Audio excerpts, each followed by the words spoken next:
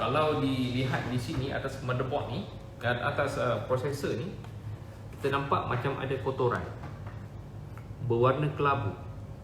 Sebabnya kelabu ini adalah thermal paste. Saya beriskan begitu, dia boleh calak keluar. Dia boleh keluar, boleh dibersihkan. Atau pakai tangan pun boleh. Baik. Apa tujuan thermal paste ini tadi? Baik, saya nak ceritakan. Fungsi heatsink, fungsi heatsink di atas processor adalah untuk menyerap haba. Menyerap haba. Bila komputer dihidupkan, komponen yang paling panas adalah prosesor. Proses ni ibarat otak kepada sebuah sistem komputer. Ini yang paling panas. Jadi bila panas, maka haba itu perlu dibebaskan. Perlu dibebaskan. Jadi caranya menggunakan heatsink yang ada tadi, dilekapkan di atas. Dilekapkan di atas, sentuhan tu hendaklah 100% bersentuh. Supaya semua haba yang dihasilkan daripada prosesor, supaya semua haba yang dihasilkan dari prosesor dapat diserap masuk kepada heatsink. Selepas masuk heatsink, kipas cooling fan akan berfungsi untuk menyedut haba daripada heatsink tadi, dibebaskan keluar.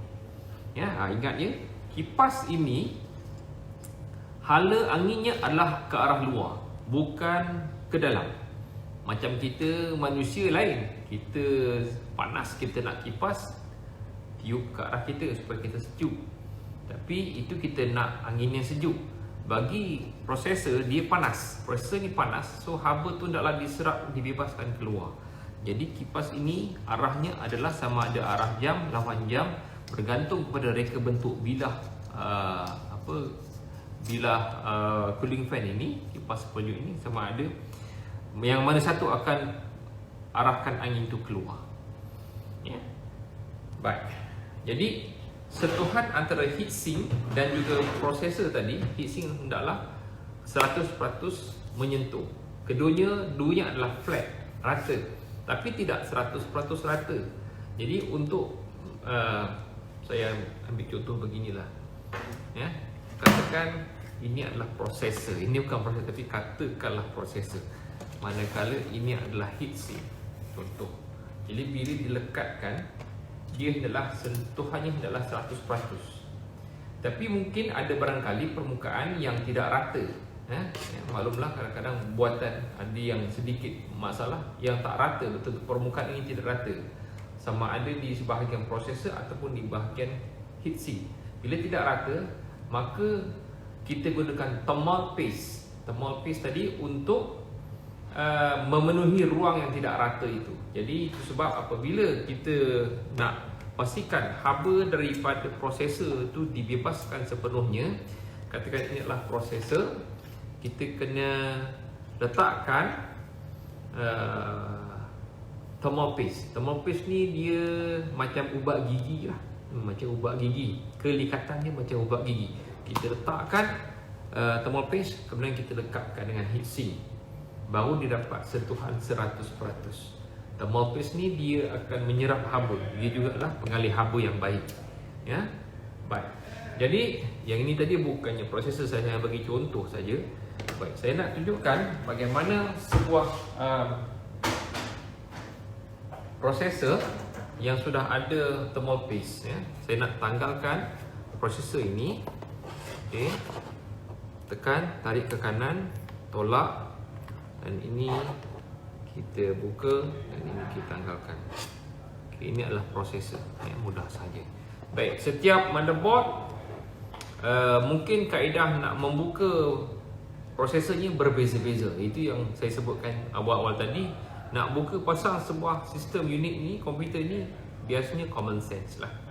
Tengok mana yang logik. Baik, saya nak tunjukkan di atas prosesor ini, atas prosesor ni. Jadi nampak ada kotoran. Ada kotoran. Ini bukan kotoran sebenarnya, ini adalah thermal paste yang sudah kering. Jadi apabila kita sudah membuka prosesor, kita buka heatsink, kita buka cooling fan, apa yang perlu kita buat? Kita mesti bersihkan semua permukaan ini daripada thermal paste itu tadi. Ya, jadi kita bersihkanlah dahulu. Gunalah apa-apa saja alat yang kita ada yang sesuai supaya dapat dibersihkan. Ya. Baik, saya bersihkan sebentar. Ya. Saya kikiskan, mudah saja untuk dikeluarkan. Okey. Baik, ini sudah hampir bersih. Ya. Baik, ambillah kain yang sesuai. Di sini saya gunakan sapu tangan saya saja, tapi gunalah kain yang sudah disediakan yang ada. Okey. Baik. Jadi bila sudah bersih, ini permukaan yang sudah dibersihkan. Ya. Okey. Ada nama prosesor ni. Prosesor ni adalah jenis apa ya? Kita lihat sekejap. Ni prosesor Pentium. Ni proses yang lama lah. i3280 kalau tak silap saya tak berapa nampak. Okey, sudah bersih begini. Jadi apabila kita nak pasang balik prosesor ini, tapi jarang-jarang sebenarnya prosesor ini rosak kita lihat ada dua bahagian yang terpotong begini, manakala bahagian yang lain tidak ada. Okey, hanya sebelah sini saja ini tidak ada. Okey, yang ini juga tidak ada. Okey, hanya di bahagian sini saja yang ada. Okey, di rangkaian ini. Jadi bahagian terpotong ini hendaklah kita sesuaikan dengan kedudukan soket untuk motherboard. Baik, kita lihat dekat sini. Di atas ni untuk motherboard. Yang sesuai untuk bahagian terpotong itu tadi adalah di bahagian bawah 1 dan 2 sini. Jadi cara pasang kita tengok design dia, pasang hendaklah begini, mengikut bentuk yang sudah ditetapkan. Okey, baik. Dia dah dekat begitu, tutup.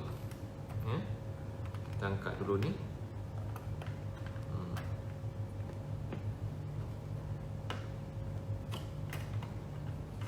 Okey, saya tutup. Ini tadi saya tutupkan, kemudian kunci dia begitu. Okey, baik. Nanti saya tunjukkan yang ada heatsink. Baik, kita tunjukkan dulu. Ini satu jenis sistem unit yang berjenama, yang cara bukanya yang begitu mudah sebenarnya. Sebenarnya komputer-komputer lain pun mudah juga. Baik.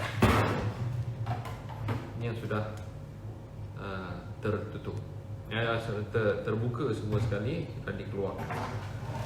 Baik, saya ulang tentang motherboard sedikit. Ini prosesor, ini heatsink.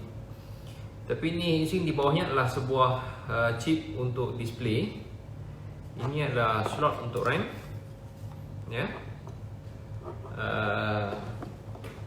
Cara nak pasang RAM juga sama macam prosesor itu tadi. Ada bahagian yang terpotong begini. Sebelah kanan saya ni agak panjang, ni sebelah kiri agak pendek, sedikit pendek. Maka kita kena sesuaikan dengan kedudukan motherboard. Jadi yang kita lihat, saya lihat di sini, sini panjang, sini pendek. Maka kenalah kita sesuaikan, pusing begini, masukkan ke dalam. Kita pasang. Itu saja. Cara nak buka hanya tekan itu untuk cara kita buka. Okey, mudah sahaja. Baik, terima kasih untuk cara kita nak buka komputer. Sebentar lagi saya akan tunjukkan cara bagaimana kita nak pasang. Kita berehat sebentar.